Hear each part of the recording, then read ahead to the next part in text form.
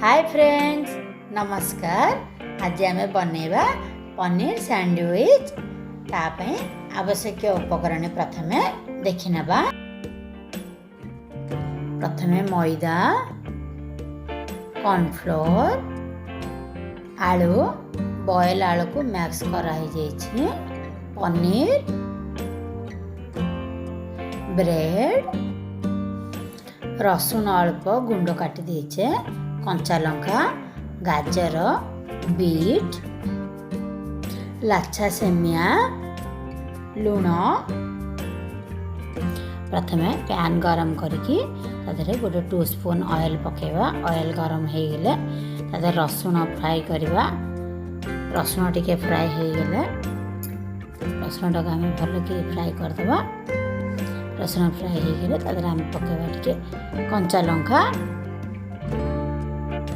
Fry करवा। कंचा लंका को भल भाव में फ्राई हो गले पकेवा। आम बीटरूट पकईदे। कोरी देचे बीटरूट को आम से बीटरूट भल कि भाजीदे। बीटरूट आमर फ्राई हो गलानी। आम एवं गाजर पकईवा। गाजर पकईकी गैस टाको हाई फ्लेम करके फ्राई करवा। आम गाजर सांगे सांगे कुक हो आमर कोरा हो जाए गाजरटा, आमको बेसी समय लगे सांगे सांगे फ्राई होमर।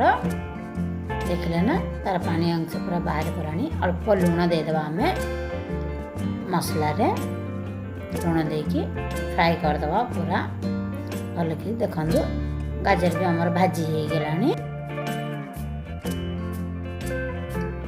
नेक्स्ट आम आलू पकेवा। आलूटा को बॉयल करके पूरा मैक्स कर देछि। आलू पकईकि भल कि मिसईदे। आम सब मसला संगे भल कि रोस्ट आम फ्राई करदे। पूरा पूरा फ्राई करले ही सेटा मिसीज भल कि। भल लगे जिनसटा। देखु भल भाव मसलाटा आमर पूरा फ्राई हो गलानी। एमती पूरा साइज रे हो तावारे भी लगुनि। देखिले ना पूरा साइज रे आमर हो गलानी मसला। एबे आम बंद करके गोटे प्लेट रे काढ़ी किछि ठंडा करदवा किछि समय। नेक्स्ट फास्ट आम गोटे ब्रेड पीस नबा। तादरे गोटे स्पून मसला देकी ताको पूरा चारिबडे लगे पूरा स्प्रेड करदवा। देखले ना एमती पूरा चारिआडे पतला करके मसलाटा को लगेदवा। लगे आम एवं पनीर भी सही साइज रे आम काटिकी रखीचे। पनीर गोटे पीस रखिया ताऊपर आउ थे टिके मसला देवा। मसला देकी चारिआडे लगे ब्रेड पीस लगेवा। लगे रखीदे। यहीपर भाव सबुजाक बनईदे। आम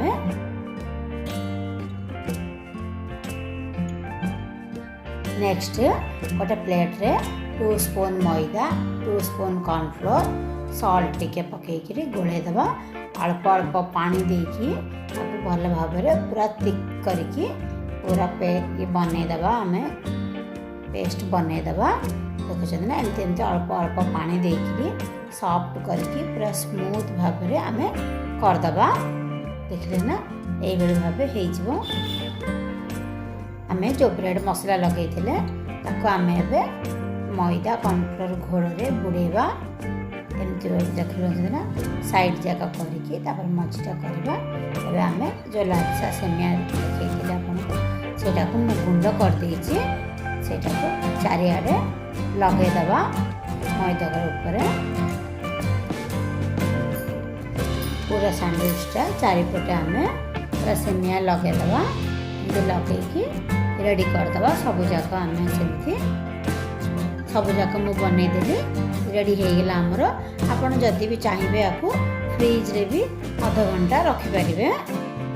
नेक्स्ट आम पैन रे तेल किछि गरम करवा। अल्प तेल 3 to 4 स्पून रे हो। तेल गरम हो गलानी। आम एवं सैंडविच जाक पैन रे फ्राई करवा। देखले ना बेसी तेल भी लगे पैन फ्राई करवा। आम पूरा भल भाव भाजीदेवा।